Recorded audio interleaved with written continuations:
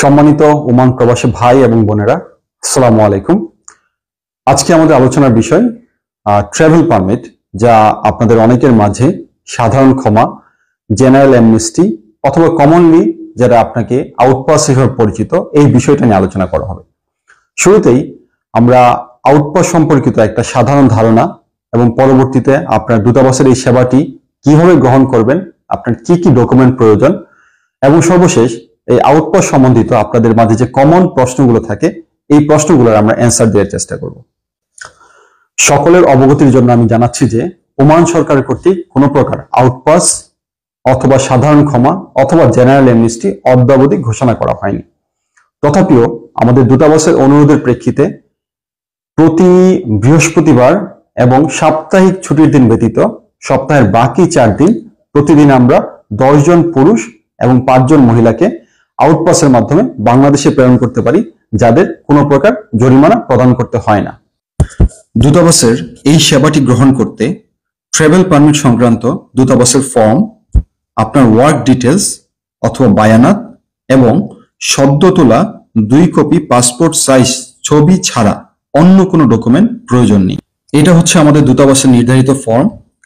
আপনার ফর্মটি টাইপ করার প্রয়োজন নেই, আপনি হাতে লিখে জমা দিলেও চলবে। এখন ফর্মটি কোথায় পাবেন? দূতাবাসের তথ্য কেন্দ্রে ফর্মটি পাবেন, যা আপনাকে বিনামূল্যে প্রদান করা হবে। তাছাড়া আপনাদের সুবিধার্থে কমেন্ট বক্সে ফর্মটি অ্যাড করে দিব, যাতে করে নিজেরাই ডাউনলোড করতে পারেন। এটা হচ্ছে একজন প্রবাসী কর্মীর ওয়ার্ক ডিটেলস অথবা বায়ানাত।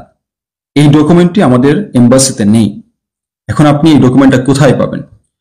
আপনার নিকটস্থ লেবার কোর্টে সশরীরে গমন করলে তারা ডকুমেন্টটি আপনাকে বিনামূল্যে প্রদান করবে।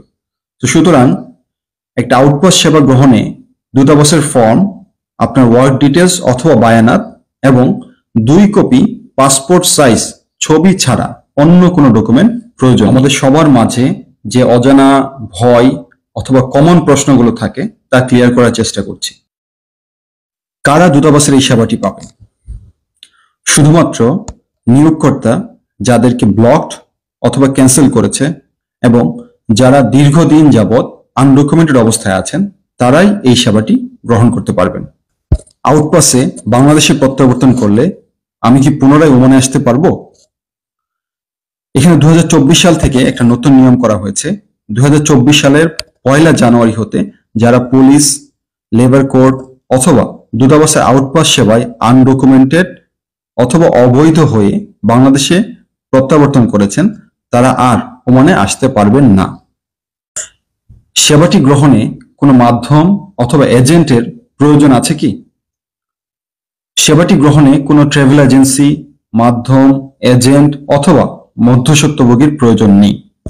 দূতাবাস হতে ওমানের কোনো শহরে কোনো প্রকার এজেন্ট অথবা মাধ্যম নিয়োগ করা হয়নি। তাই আপনার প্রতারিত না হয়ে সশরীরে দূতাবাসে এসে সেবাটি গ্রহণ করুন। টিকিট কে প্রদান করবে? আপনার নিজের টিকিটের খরচ আপনাকে নিজেকেই বহন করতে হবে। অনেকের মনে প্রশ্ন থাকে, দূতাবাস হতে আমাদের আউটপাস ফর্ম দিয়ে দেন, আমরা নিজেরাই টিকিট কেটে চলে যাব। না, আপনি এভাবে যেতে পারবেন না। আপনাকে অবশ্যই দূতাবাসের 15 জনের যে কোটা আছে, ওই কোটায় অন্তর্ভুক্ত হয়ে লেবার কোর্টে হাজির হয়ে এবং রয়্যাল ওমান পুলিশের মাধ্যমে যেতে হবে।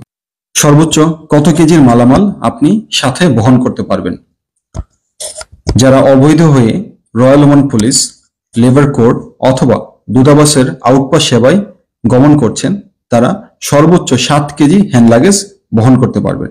কোনো প্রকার এডিশনাল ব্যাগেজ এলাও করা হয় না। সর্বশেষ আমি আপনাদের সকলের অবগতির জন্য জানাচ্ছি যে দূতাবাসের এই সেবাটি গ্রহণ করতে আপনার কোনো প্রকার অর্থের প্রয়োজন নেই।